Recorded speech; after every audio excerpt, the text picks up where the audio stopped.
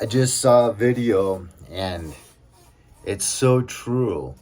This guy said, how come as chosen ones we are never liked? And then as he was getting into the video, he started talking about how, oftentimes when he'll leave a group that he's with or leave a person he's with, he comes home and he's like, I can just tell I did something wrong. What did I do wrong in those interactions with that group? Or it could even just be, um, at the checkout register at the grocery store. I could tell I rubbed that person the wrong way. What was it that I said or did that rubbed the person the wrong way? And you always, as a chosen one, because just so often you realize and feel that you're different. You've been set apart. You're not like the vast majority of people. Um, one obvious way is we are true to ourselves. And most people are not. So most people always and really follow trends. Um, but as a chosen one, we don't. And it can kind of rub people the wrong way.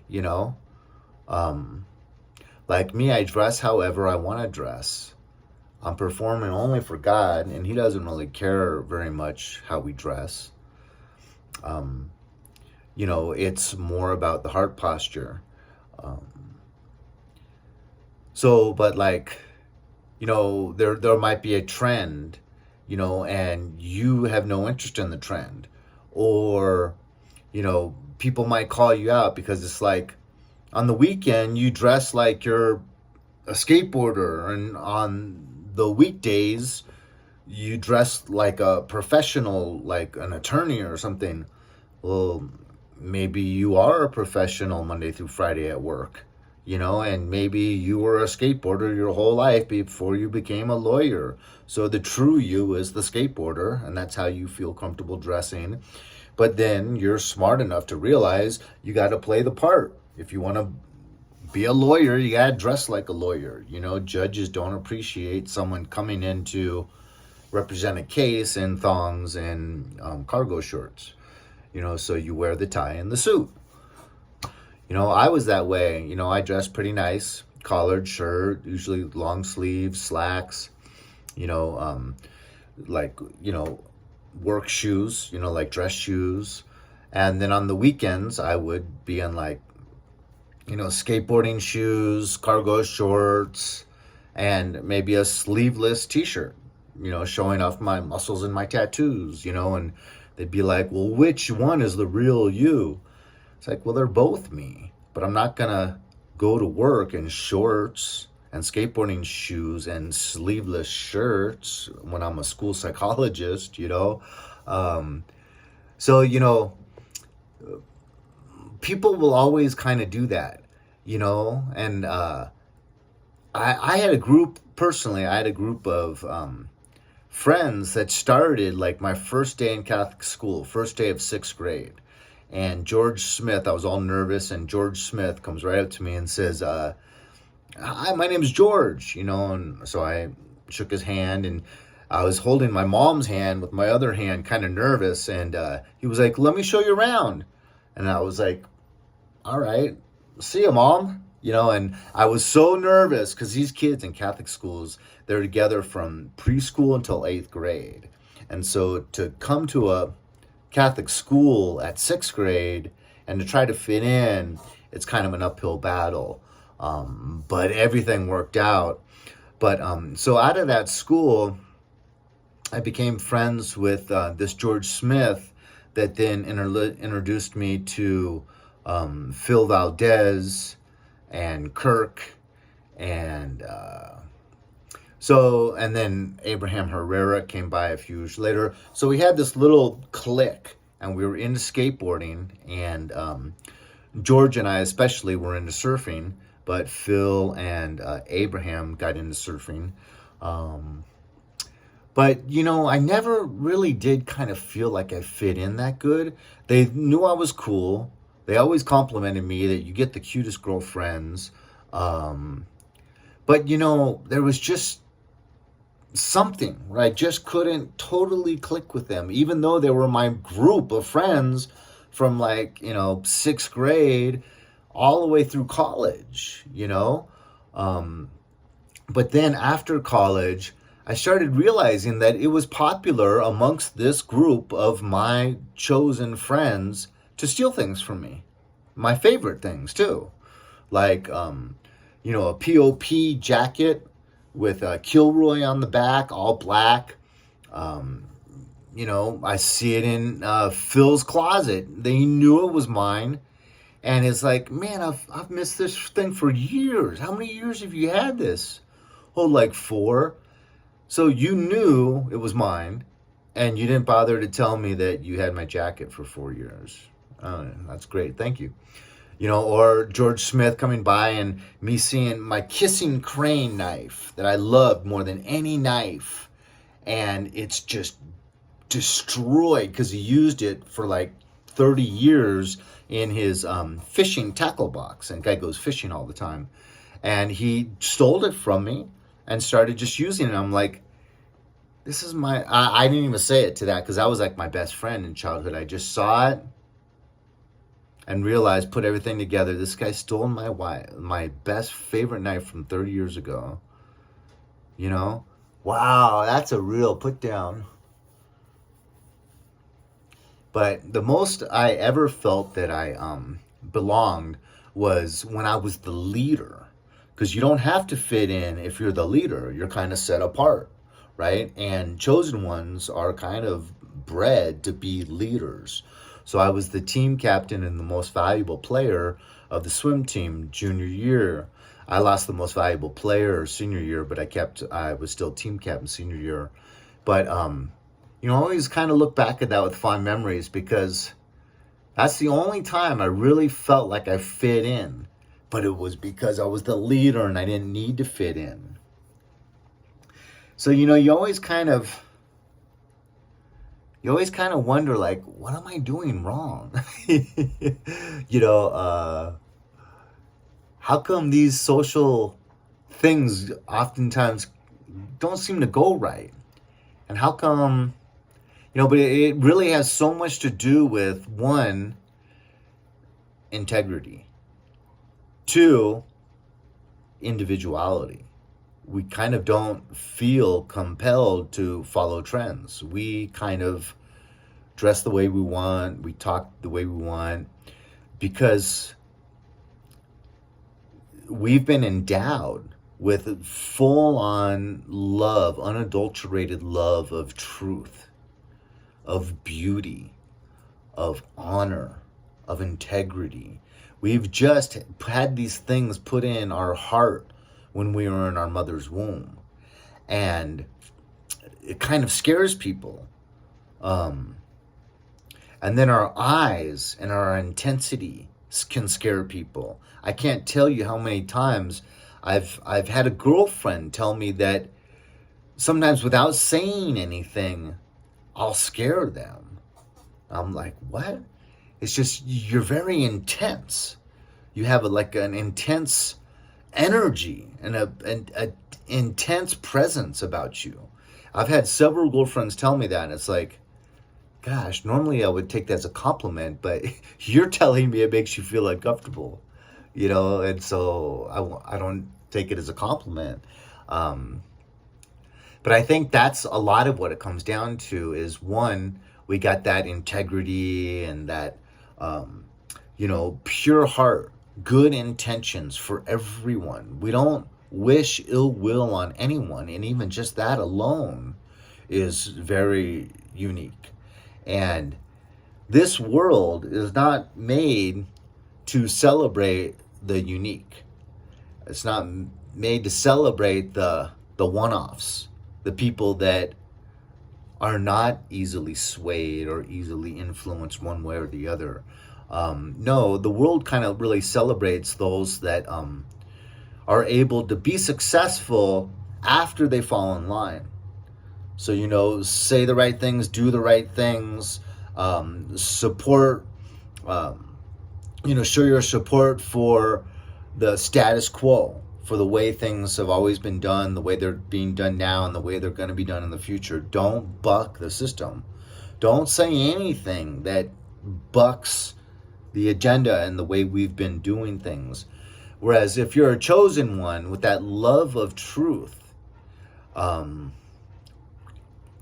makes things really hard, because immediately we're like a trout swimming upstream. We're not fitting in with society.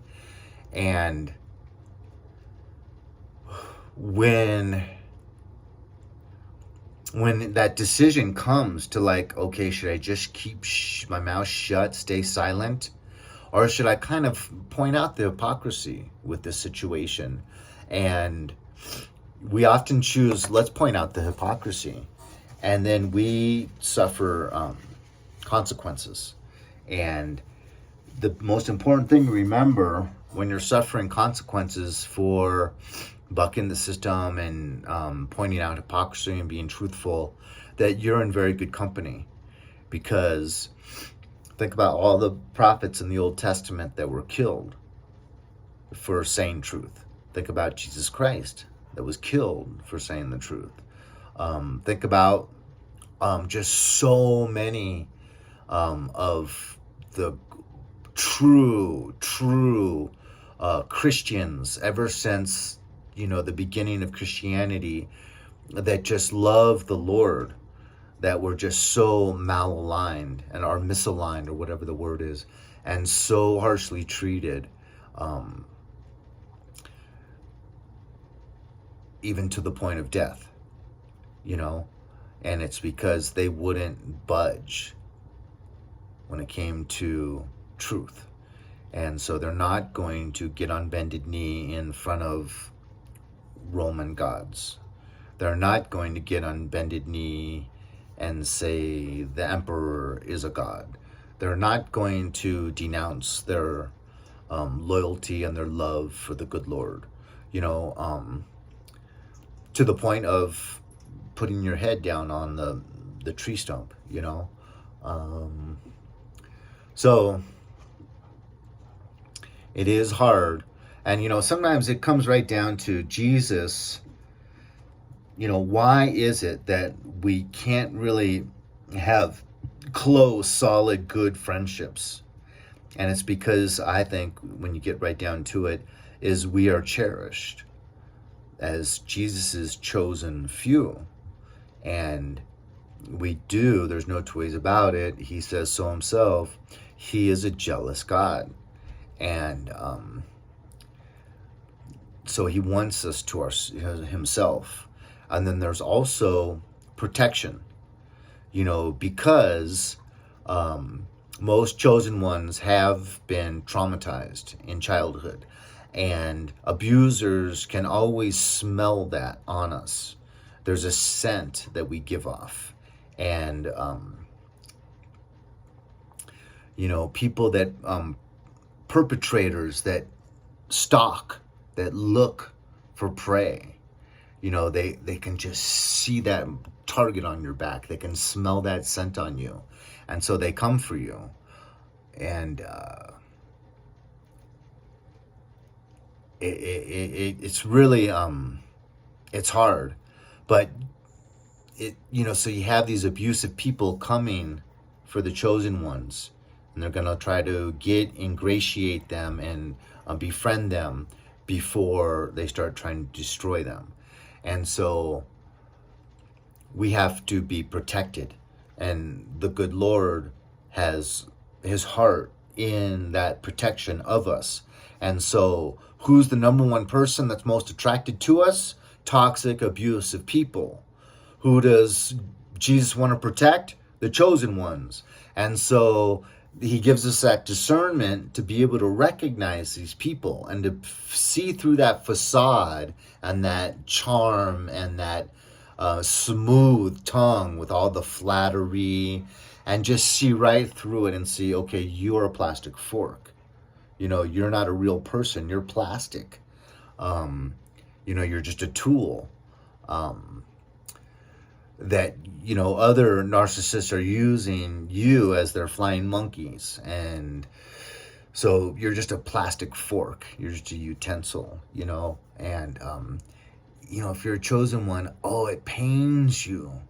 It terribly, terribly pains you to be around these extremely fake people. Oh, it makes me want to gag, and you can see them a mile away right away. And there's God protecting you, giving you that discernment so that you don't get abused over and over and over by toxic, abusive people. Thank God. But at the same time, it's like, we are very, very social. We are mammals, and we are social. And that's the way we've always been. And even God says in the beginning, well, let me give Adam, a wife, to help him and to keep him company. And but then again, Paul says, if you're unmarried, it's best to stay that way, because when you're married, half your mind is worried and concerned about keeping your wife happy and giving her what she needs to be happy. And when you're single, you can devote all of your brain and attention to worshiping the good Lord. And so, but then again, if you are chosen and you're a grown person and you don't have a significant other, so a man or a wife, oh, these abusive people that think you need to have all your ducks in a row and you need to totally play by society's rules, there's a reason to target you. So you just keep going. We have our highs and they're very, very high. We have our lows and they're very, very low. But that when you get really, really low, that one of those, ecstasy moments of just pure love and joy, or even when you just kind of walk on cloud 9 for 2 or 3 weeks straight, just because of your prayer life and you're armored up, you're staying in the Word. This is my new King James Version, 1611 Holy Bible, the Sword Edition. So I just made a video about this. I'm stoked. I've been wanting for 2 years to buy a leather-bound King James Version, 1611. Anyways, I hope this video resonates with someone out there. Being chosen, it'd be so nice if we could really have a place where we could meet other chosen ones, because those are the only kinds of people that we could really have a trusting friendship with, or even a married relationship with. It's so sad. I know so many people that, one person in the marriage is not toxic and the other person is very toxic. And it bothers me so much because I see how they mistreat their significant other. And, with just lack of respect, and it's like, that's your wife, that's your husband. You can't treat them with a lack of respect all day, every day. Oh, it's so painful. But anyways, leave a comment, hit like or dislike, share this video. Talk to you later.